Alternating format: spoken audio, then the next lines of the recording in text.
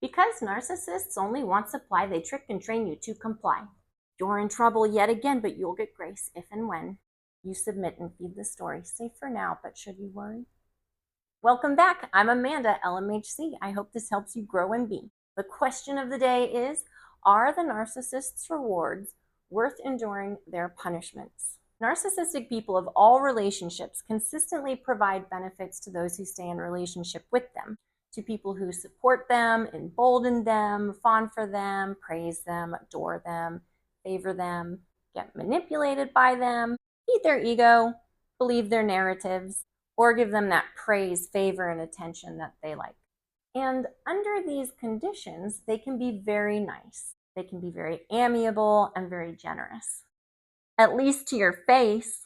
I'm going to break it down and list exactly what the rewards and the punishments are and what exactly the behaviors are that they are trying to get you to do and get you to stop doing. In this video, I'm building upon my last, where we talked about how narcissists use operant conditioning, continuous reinforcement in the beginning in the form of rewards, and then later on in the form of punishments, and how in between being kind, they're using that variable ratio intermittent reinforcement schedule to get you to do what they want and stop doing what they don't want. This is how they control you without you even knowing it.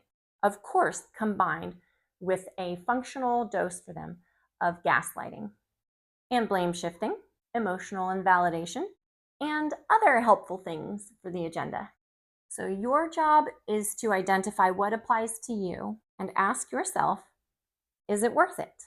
So first, we're going to start with a review of the punishments.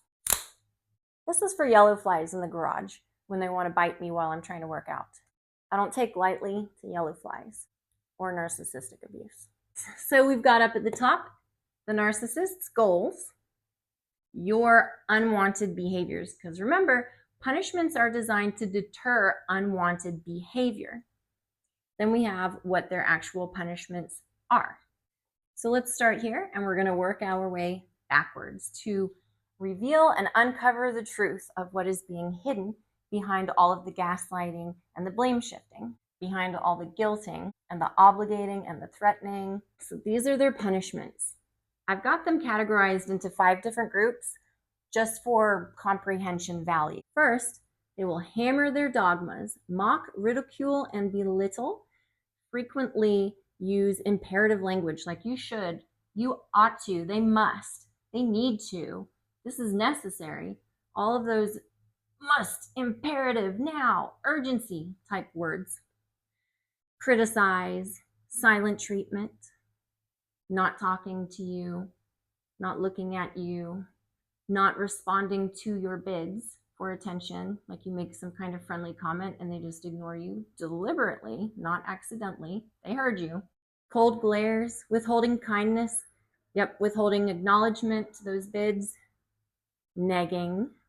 Negging is when they give you a compliment, but it's a backhanded compliment. Negging is designed to make you feel inferior, but appear like a compliment. Microaggression, concern, things that make you doubt yourself, question yourself. It's portrayed like it's caring, but it's judgment, it's contempt. Why did they do this? What did you do for them to feel that this was necessary? Well, you were being an individual human. You had individuality, independence, your own needs, your own vulnerabilities and weaknesses, or you were confident, and to an extent, they like some of that confidence, but they want to feel superior to you. So basically just being an individual human being, because they want you to be what they want you to be, which is always going to be less than them. And that's why they try to replace your individuality with their kind of thinking and this belief that they are better than you. They know more than you. They make better decisions than you. Their beliefs are correct and yours are incorrect. That's the kind of stuff they're trying to shape you to believe by punishing you for being your own person. Their goal here is to have dominance and superiority over you. It becomes fuel for their false self. Their false self is this fantasy that they are better than. They are superior. They are the best. They're infallible. They don't make mistakes. This isn't reality. It's false, but it's what they think their identity is. So they're trying to get you to feed back to them what they want to believe about themselves. And if anything you do contradicts that, you're going to get punished. The next set of punishments here is they will tear you down. Baiting an argument, projecting shame onto you, pouting, sulking, accuse you wrongfully, accusing you of things that you are not doing, possibly of things that they are doing, minimizing your accomplishments, taking credit for the things that you did accomplish, saying things like, you wouldn't have been able to accomplish that if I hadn't. It's because I pushed you that you did this. Aren't you glad that I told you not to settle for that deal? And things like that. They're looking for ways to take your credit. They can tear you down by scapegoating, by blaming you wrongfully for things that you did not do. Ostracization. They won't say that they're kicking you out of the group, the friendship group, the work group, the family group, but they will do their tricks to get people to be less kind to you and exclude you more. You won't get invited to things, you won't get the memo. And what they're trying to accomplish here by tearing you down is to minimize you being your authentic self. So when you are you, you're being true to you, and you're actually being good. You're being present, you're being successful. When I say present, I mean near them. Sometimes all you have to do to get punished is be in their proximity, their space. Because again, they've always got to be better than. So if you're in their space, they're competing with you and they're going to cheat to win. You're not so bad, you are good, but they want to win. Their goal is to offload their shame onto you. What this does for them is it helps them to regulate their emotions, and it helps them build this pretense that they are perfect. The next set of punishments we're looking at here is to coerce and isolate. I want to point out here that these first two sections here is when the devaluation phase begins. So all of these punishments start to begin after that continuous reinforcement stage of love bombing and idolization, the first time a person gets idolized. Because once that first time is over and you have done something that was against the narcissist's perfect image of you that they had in their heads, then they kick you off of the pedestal. You're never going to be there again, and you're never going to get them to treat you and behave the way they did in the initial idolization phase. They'll go back in the cycle and they'll continue the love bombing when you stay in a relationship with them, but the idolization phase that was there in the beginning never comes back. So this is really limit testing. This is testing the more mild stuff, the more subtle stuff, to see if you'll still stick around, see if this is going to work. Are you going to apologize for things you didn't do? Are you going to stop being you a little bit more and a little bit more and a little bit more to make more room for more and more of them? They're testing. Then they get to the heavy devaluation phase.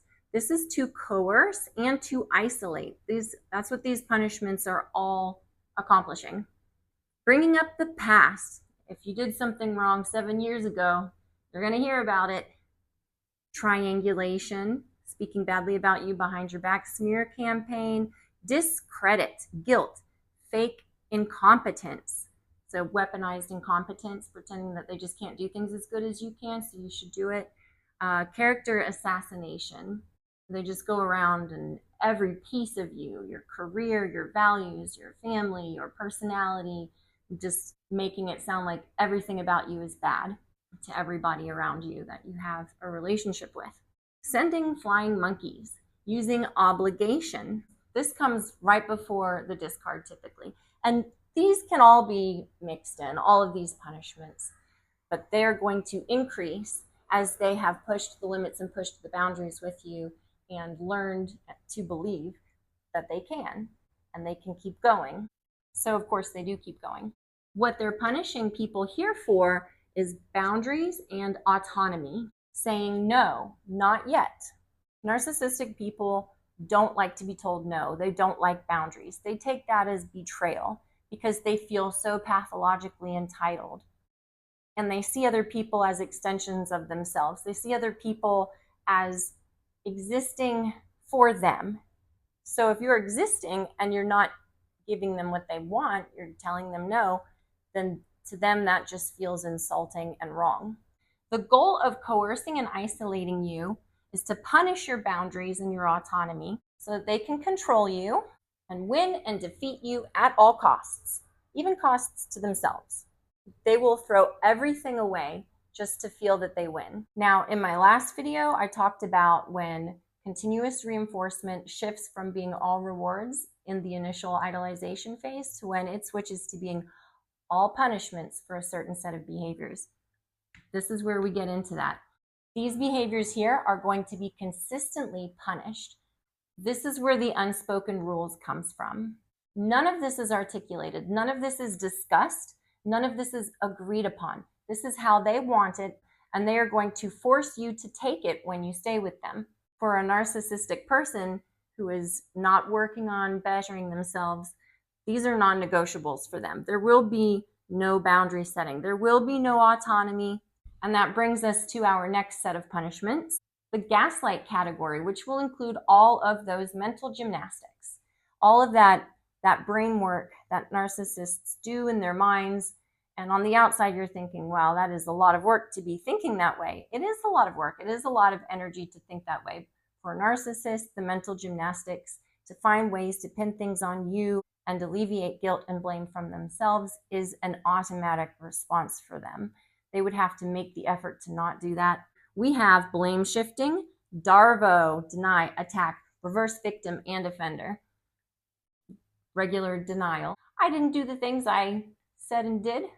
They'll throw a tantrum, a big, aggressive, dramatic tantrum. They might even sabotage, and they'll act like they're not doing anything. They'll just kind of feign this ignorance. They will play the victim.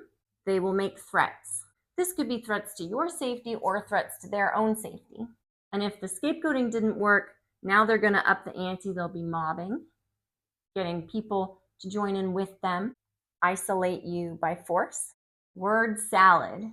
They'll talk on and on and on and on like filibuster. But if you ask them a question or you're trying to get something out of them, they will avoid it. Deflect. They'll all of a sudden have amnesia and not remember the thing that you're talking about. They are punishing your assertiveness. They don't want you to be assertive. They don't want relationships with assertive people. They want relationships with passive people. Assertiveness is when you try to confront the problem. You're trying to seek repair. These are the things that would heal any kind of rupture in a healthy relationship. These are not the kind of things that are going to heal and repair a rupture, because this is not a healthy relationship we're talking about. Their goal here is to avoid accountability, to maintain image and control and protect fragile ego at all costs. They are trying to protect their fragile ego against what would be a narcissistic injury for them. Anytime you try to hold them accountable for their behavior, they're going to experience a narcissistic injury. That is on the do not do list. There will be definite punishments for you if you try to hold a narcissist accountable for what they did do. And the final section here, forced dependency. Use fear, guilt, confusion, blackmailing, withholding money, legal exhaustion, such as in marriages. If you're trying to get a divorce from a narcissist, they will make it take forever because that costs you a lot of money, a lot of time, and a lot of energy. And it's kind of like the word salad, upping the ante. They want to wear you out and exhaust you, so you just give up. Using financial control, financial sabotage, weaponizing children, or creating a crisis. And all of these things are to keep you from leaving. In addition, if you do actually leave, there's going to be the Hoover, most likely, not always, but usually. There can also be stalking and harassing. And the stalking and harassing could either be very aggressive and mean, or it could be pitiful, like acting like the victim, like, oh, I miss you so much. And if you have children and they want access to your children, they can stalk and harass your children as well. And this behavior of theirs is meant to punish leaving. Leaving is against the rules. You're not supposed to leave. They can force you away. They can discard you, but you're not supposed to leave because they want to be in charge. They want the upper hand, which is also why a lot of the times they will Hoover just to throw away, because to them, this is like losing, and they can't handle that. So that's your punishment if you leave or if you recognize the betrayal. Even if you become very aware and you haven't left yet, but you are voicing to them and letting them know that you are aware that they have betrayed your trust. They have betrayed you in getting you to think that they were a person they are not. Betrayal can also, of course, be if you're in a romantic relationship and they have had infidelity. and you're not getting tricked by their manipulation anymore. They can also move the goalposts. They can also do sleep deprivation tactics. This can get very aggressive. Their whole goal is to keep you stuck because this ensures that they will have access to supply and avoid rejection, because narcissistic people can be very rejection sensitive. So take a look here at these punishments. This is a lot of punishments. Like, no wonder you feel like you're in trouble all the time. No wonder you feel like you can't do anything right. You're getting punished all the time, and you're getting punished for good things. You're getting punished for being an individual. You're getting punished for being true to yourself or even having successes. You're being punished for setting boundaries, which are actually good for healthy relationships, and people who care about you want to know when too much is too much for you. You get punished for being assertive and for clear communication. You get punished for leaving? Is this slavery now all of a sudden? So if you've been wondering why your self-worth and your self-esteem is so bad, you don't know what you're doing wrong because you're not doing anything wrong, yet you're getting punished in so many ways. There are so many punishments here, constantly, frequently, all the time. And I want you to take a moment here and notice that these goals don't really include you being okay. Your well-being in these goals is not relevant. So when you're getting conditioned by a narcissist, all of these functional and good behaviors are getting confused with shame. So you start associating, this is now the classical conditioning, you start associating all of these good, healthy behaviors as bad. And this is why narcissistic family systems are so dysfunctional, is because everybody in the whole family is being taught not to communicate correctly and not to be themselves, not to have boundaries, which they need to know that for other relationships outside of the family as well. And think about what effect this has on your thinking, your thoughts about yourself, your thoughts about them, your thoughts about the relationship. This kind of stuff starts getting you from thinking, I'm a good person, to I don't deserve to be loved, and things like that. And it's sad too that you don't even know why you would think that way. Because again, none of this is talked about. None of this is articulated. There's no informed consent that these are going to be the goals and these are not allowed, and you're going to get punished all the time for all of these things, just being a decent human. And then if you do bring it up, you just get denied and gaslit. Also, I want to point out that this is very exploitative. When somebody is benefiting at the cost of your well-being, that's exploitation. So when we say that one of the 9 criteria for narcissistic personality disorder is exploitative, this is what we're talking about. All right, so is there anything that can make all these punishments worth it? Let's take a look at the rewards.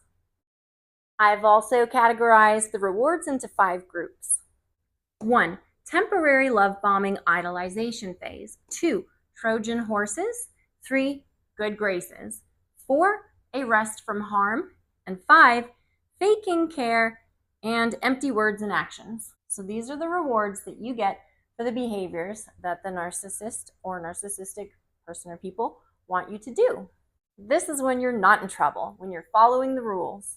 So there are rewards in the idolization phase. The first one, you get that love bombing, you get that mirroring, attention, flattery, gifts. This is grooming in a way. Even if the narcissist is not fully aware of it, they're preparing you. It has a grooming effect. And sometimes the narcissist is doing it intentionally and well-knowingly. It just depends on the individual. Good times together. These are rewards for giving positive supply. That positive supply is when you're giving them attention, you're believing what they're telling you about other people, you're not questioning them, you're having a good time with them, complimenting them, mirroring back to them the positivity that they're mirroring to you. And they reward that behavior of yours so that they can accomplish their goal to feel good.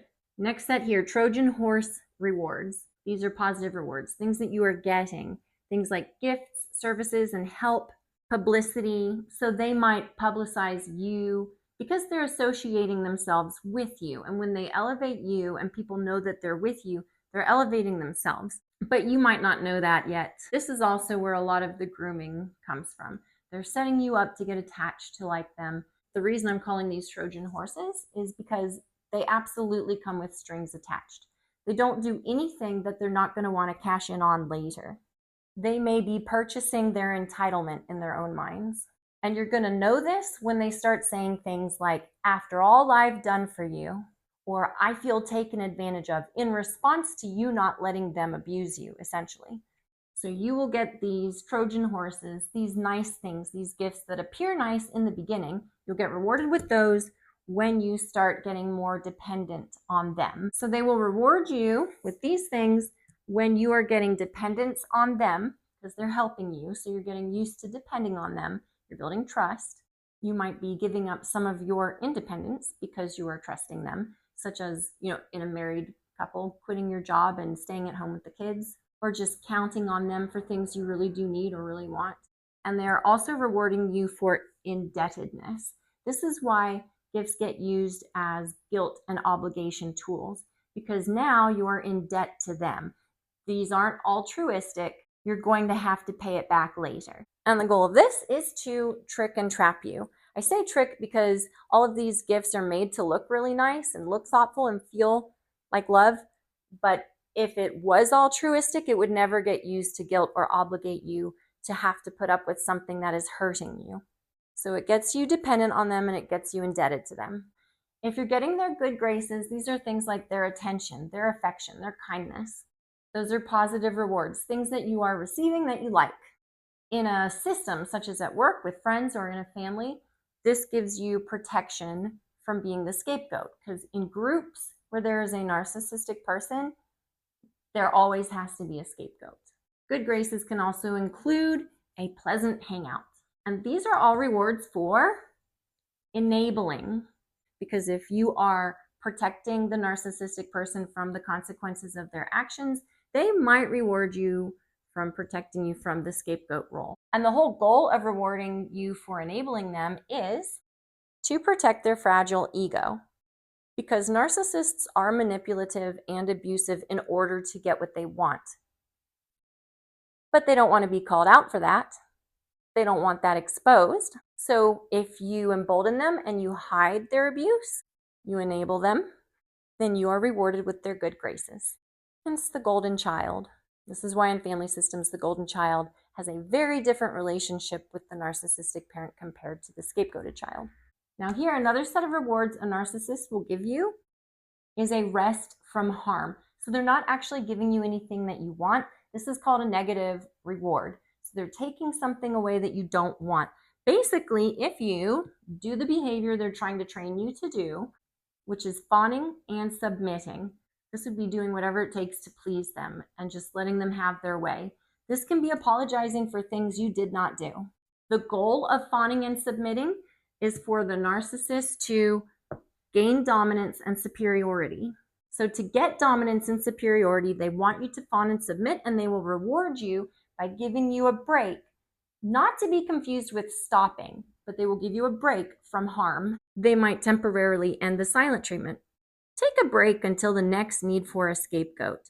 Pause the insults, the criticism, and the belittlement. But again, remember, this isn't going to last. It's coming back in the cycle of abuse. And the final one we got here is faking care and empty words and actions. This is to reward you for staying. So they want you stuck and confused. The goal for them is to secure supply. If you stay, they can continue to get supply from you, whether that's positive or negative supply. But they can use you to regulate their emotions. They can use you to feel good about themselves. They can put you down so they can feel better than. So what they'll reward you with is poor apologies. I'm sorry for everything. I wasn't a perfect person. I'm sorry if you felt hurt. I'm sorry, but blah, blah, blah, you deserved it. Basically just apologies that aren't actually apologizing for anything they actually did do. No accountability, no responsibility. Poor apologies. They'll reward you by giving you makeup, flattery, flowers, or affection. More negging. So those backhanded compliments. It's a compliment, but then you're left feeling confused and insecure. And of course, some future faking. Promising to do something. Promising things will get better when, but then never really following through. And when I say empty actions, they might go to therapy for you or with you, but they're not going to be honest about what they're doing or motivated to change. They might manipulate the therapist, they might manipulate you in therapy, they might go to therapy and talk about irrelevant things and then come back and tell you, I went to therapy for you. We went to therapy together, didn't we? But they're not accomplishing anything. They're not actually actively using therapy, so it doesn't really count. But they're trying to confuse you and get you to think that these things should count. So it's a sneaky way of looking like they're doing the right thing without actually doing any of the right things. So back to our question here, are these rewards worth all of the punishments? There's a lot more punishments than rewards. And sadly, a lot of these rewards, as in the vast majority of them, are tainted because they're used to get to you in an inauthentic, self-promoting kind of way. And then several of the rewards just get used against you. If you knew that in the beginning of receiving the reward, you might not want it. But if you don't know how these rewards are functioning, what the goal is of these rewards, and what the goals are of the punishments, you don't really know what's going on, and you're confused, and the narcissistic person is telling you what you're supposed to believe and what emotions you're having that are wrong. They're trying to get you to think the way they want you to think for their benefit, at the cost of you, exploitation again. Even the people who are getting a lot of rewards and kindness from a narcissistic person are really getting used and manipulated using those rewards from the narcissistic person. They're still getting lied to. They're still getting used to coerce other people. They're still getting conditioned and brainwashed. And the strings attached apply to everybody. Another thing too is that all of the nice behaviors can often be for that image control. So the intention behind it is not what it's set up to look like it is. It's to make them look like they are a nice, good, kind, helpful person, so that when they are actually being very abusive, nobody will believe you because they're such a nice person from where people think they can see. Intentions, impact, and context matters. Let's take a moment to compare this to a healthy relationship. In a healthy relationship, there are zero unspoken rules. People just talk about what they want and what they need, and they listen to one another rather than punishing and rewarding. They just talk about it and make requests. In healthy relationships, people can make mutual agreements. People can make compromise. People can agree to disagree. John Gottman notes that 1 out of 3 problems in relationships is going to be what he calls a perpetual problem, something that you're just not going to get either person to budge on.